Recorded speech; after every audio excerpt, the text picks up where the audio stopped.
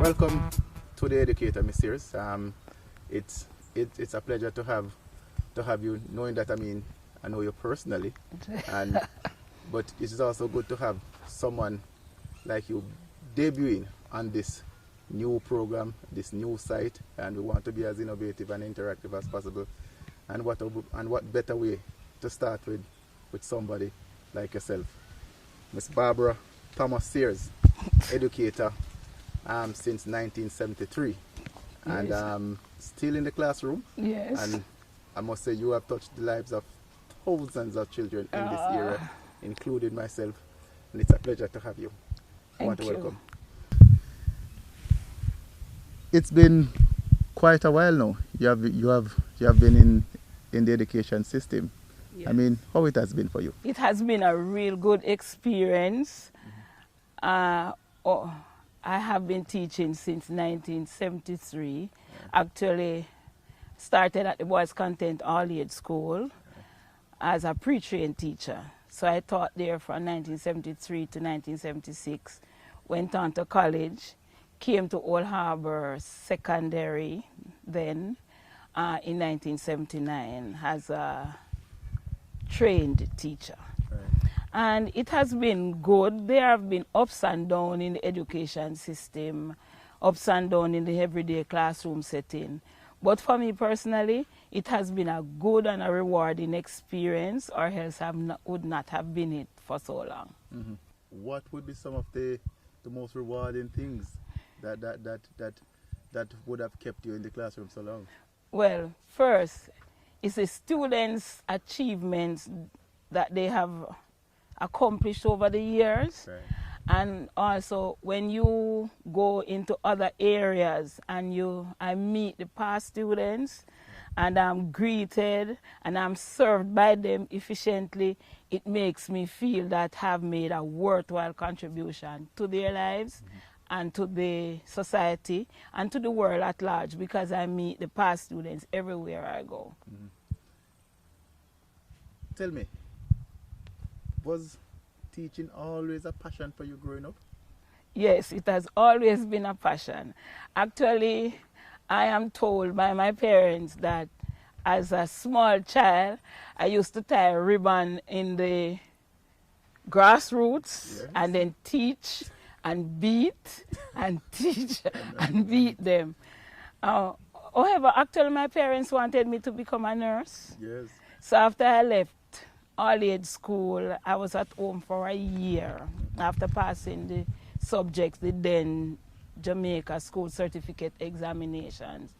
And I had applied to go to nursing school, Kingston School of Nursing, got accepted, and the same month when I got accepted, my principal, then Mr. McLean at Boys Content, called me and offered me the post as pre-trained teacher there. So I took up the offer to become a teacher and left nursing.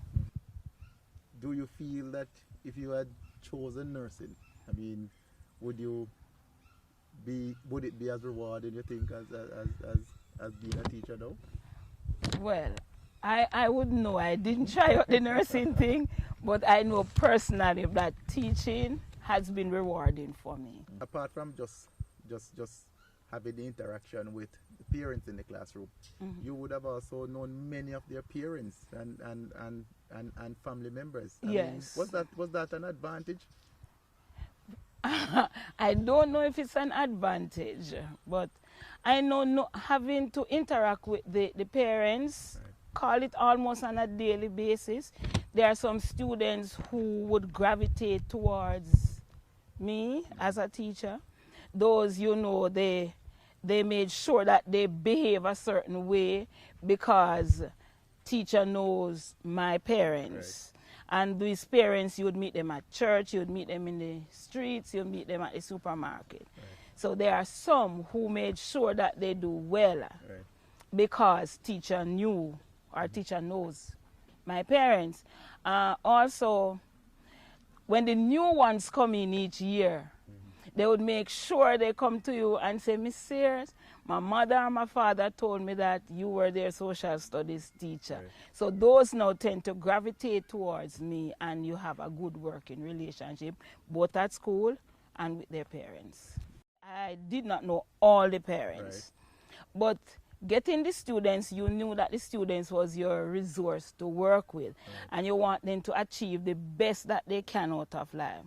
So each teacher or myself made sure I took the interest in each child, get to know each individual, their style of learning, so that you could address their needs. Some students, I recognize that you had to really pull them up to get them to learn. Some you have to make sure that you speak to them softly for them to really catch on to what you really want to say. Some you had to give extra lessons outside of the crowd, because some students are individual learners. So they would come sometimes after class and say, Miss, I didn't get this, so you have to set aside some time outside of the regular teaching time for those kind of students. And even now I still have some. Yes. Your specialized area was and well, it still is. Yes. Social studies. Social studies and geography. No history. You did a little. I did a little history for a short period of time. But some people would say, but those are quite easy subjects. You disagree? I disagree, because you cannot teach it unless you have the content. And then social studies now, you have to adjust it to different groups, because you cannot just go and give information and expect each child to accept it. They will not, because it's going to be different from the different backgrounds from where they come. So you have to teach all the areas so that at the end of the lesson, each child from whichever home background they are coming are comfortable with the information that you give to them. Your years at Harbour High, clearly one of the longest serving teachers at the school. You would have experienced both eras, when Harbour High was a secondary school and when it was upgraded to a high school, I think in 1988 or 89, somewhere thereabouts. 1989. How would you describe the differences in both eras, then and now? Well, as a secondary school, we did not get a large number of students that you would call academically inclined. They were slower academically, but they were skill oriented. So in the Old Harbour secondary area, most of the students, you had to really put in more effort in getting them to grasp the information that was there. So you had to take the information down to an experience level for them to really learn. And for the school itself, I think that the resources that was offered in those days were not as much as what is offered now as an high school. With like technology and all of that. For the students now, we get some students who are very academically inclined, and some in the middle range, and we still get some slower ones. Because I remember 2 years ago, we were given a group of boys, 20, that were barely reading, and we had to establish special reading programs for them. A number of them have caught on and are now filtered into the regular teaching groups. For now, like for grade 7s, we get like about 400 170 grade 7s. And then out of that, you'll get about 140 who would work out to averages 75 and over. Right. When you put maths, English, social studies, and science together. Right. So those now are very academic, and you have to really push them. Because if you don't do that, they will flag behind with Right. maybe some slower ones. Right. But we are really getting there, and the students have an interest.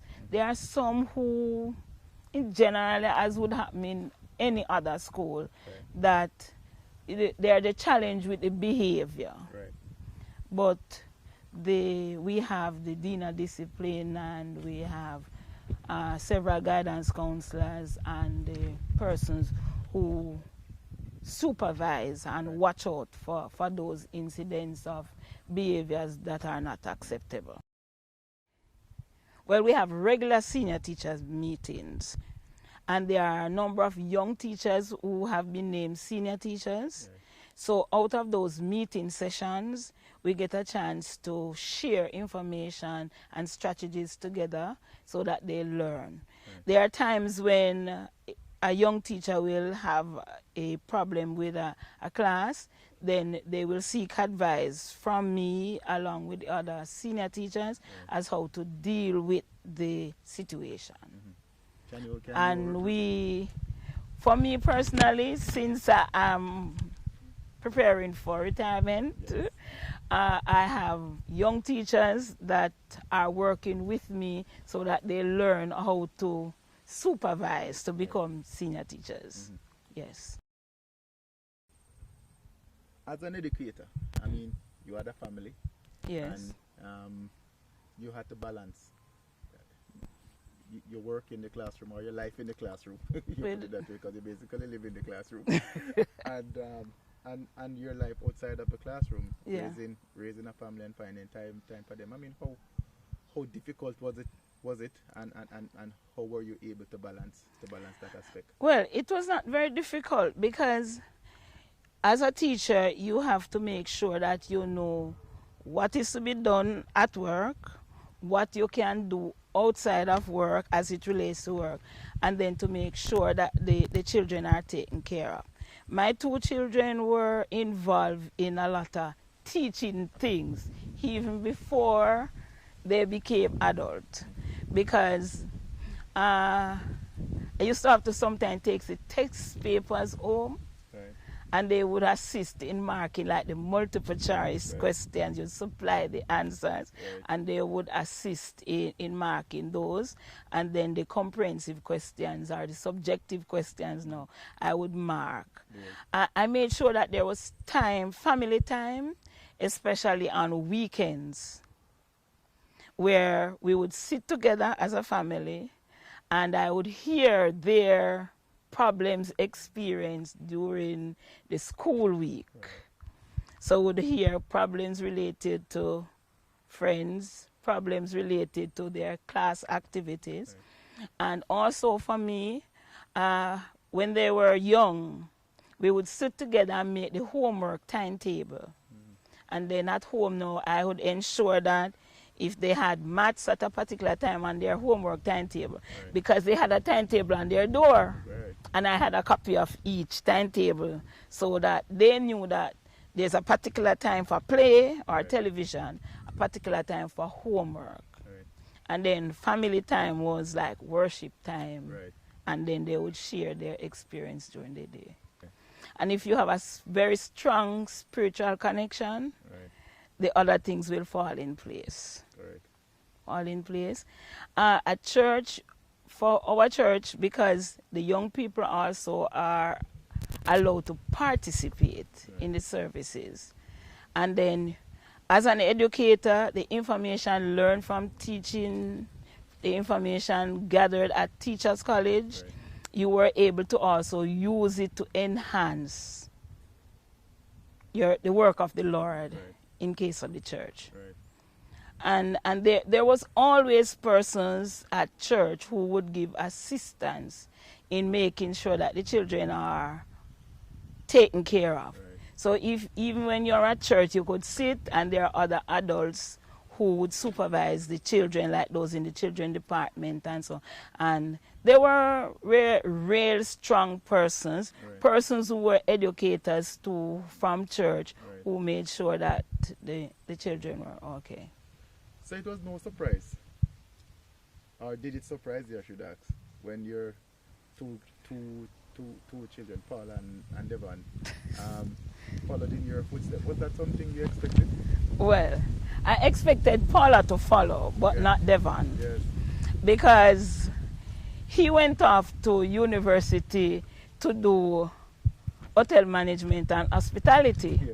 Yes. That's what he started, and he spent a whole semester in that area. And then for the second semester, he told me that he has switched from hospitality into education. And I didn't even challenge it, because at that time he had gone and spoken to the advisors at university and made the switch. So the switch was already done. Yes. And surprisingly, both of them do teach the same areas that I teach. Right. That's what I Yes, was because they were so grounded in the social studies and the geography at home, having to help out. Right. And they also, because they saw me as a young teacher, when they were pretty young, preparing questions and homework, even when school was on summer holidays, to make sure that information was available for the students when we do resume. Right. And right now, it really makes you proud. Yes, I every am day. proud, and that I have been able to serve my community. I think I've served well because of the reaction I get from past students and parents when I meet them on the road. With the increase in technology and the advent of globalization, has teaching become easier? No, teaching has not become easier. The challenge with getting the children to do the things you want them to do is harder. The students are more exposed, so they have information to challenge what you have. Also, to me, the students now, they are endowed with a lot of rights, but I don't think that the responsibility that comes with these rights are emphasized enough. So the students tend to ignore a lot of the responsibility and focus on what their rights are. Right. Okay, technology and education. Technology has made teaching somewhat a little easier, because you can always store the information and then just at the click of a button retrieve it so you can share it. Because, for example, if I put some information on a thumb drive, I just need the computer and the projector, you put it in and you pass on the information, explain it, and next class you do the same time. So you don't have to be writing every time. For the students, however, they are not using the technology they have to their advantage as they should. For example, there's a story just in the school year that has passed that I asked some students to get some information from the Indian monument in the town center.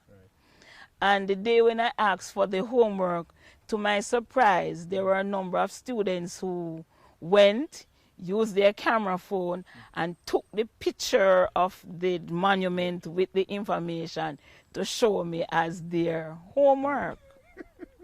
They did not even transfer it into the other modems so that they could read it. They just had it on their camera phone. So a lot of times they have the technology.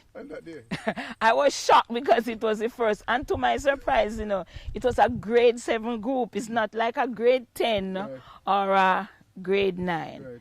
And there are That times, was a challenge for you. yes, because I was surprised. I even said to myself afterward that I should have collected the phone with the Yes, homework yes, that's and what they see do. what they would do. But I did it, that didn't cross my mind at the Yes, time. So I right. just asked them to go and write it, the Right, information, right. so that they could have it. Sometimes too, like, as when you teach social studies, you know, you come up with a lot of terms that they need to know the meaning, Right. so that they can apply them.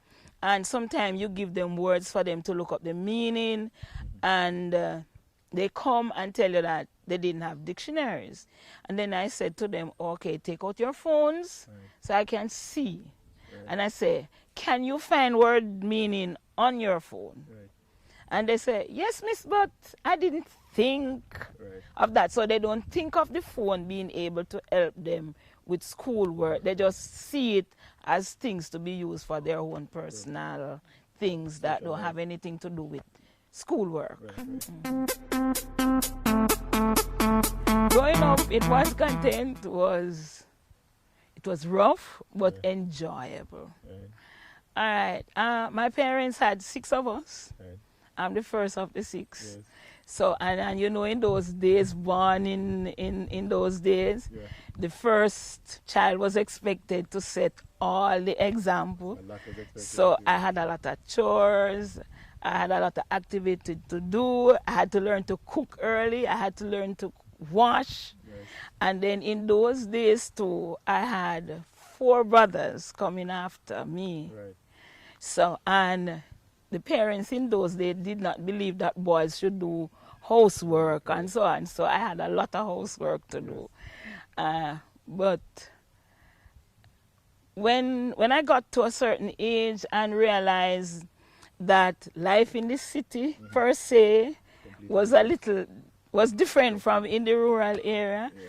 I said to myself that I do not intend to live all my life in the rural area because there was no electricity, Right. there was no piped water. Right. So, you know, you had no television, no refrigerator. Right.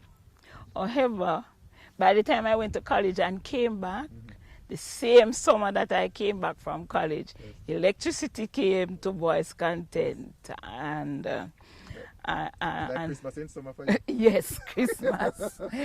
And then where we live at the time, our household was the first household to get television because my father used to go on farm work. Right. And then my mother wrote to him and told him that the electricity is there. So when he was coming back from America that October, he came with a small You television. couldn't wait that day. I can't just imagine. A small black and white television Right. at the time. And then our house now became like a theater Yes. in the Yeah, community. that All the children in the community, every evening they would bathe early because television would sign on at 4. Right.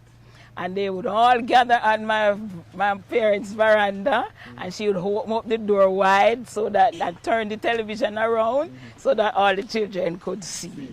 Yes. So you had a big theater. Was it a small, watching a small TV? Yes. That's very interesting. But you have also witnessed the growth and development of Old Harbour. Old Harbour, And I mean, yes. What Most was of your vision of Old Harbour? I mean, when you started to go to Vision. college, yeah. and you see how Kingston was more developed, and then, I mean, you see Old Harbour, I mean, slowly but getting there a bit. Yes. I mean, what's your vision of Old Harbour itself? Vision. Then, in the early days, I did not see Old Harbour having this large population that we have now. Right. But for me, I think Old Harbour going places. I think with the number of housing development that has occurred in the area, I don't think the different leadership have done enough for Old Harbour. Right. Because we have houses, but the social structure Yeah. is not there. For example, we still have the same little post office. We still have the same little health center. Right. But for me now, I think for Old Harbour, we need a small hospital or a comprehensive clinic to take care of the health care of the society. Because when you go to the clinic, if you have ever visited the clinic, it's so crowded, people have to be standing even in the roadway waiting to see the doctors at the clinic. And then now the employment situation is a problem in Old Harbour.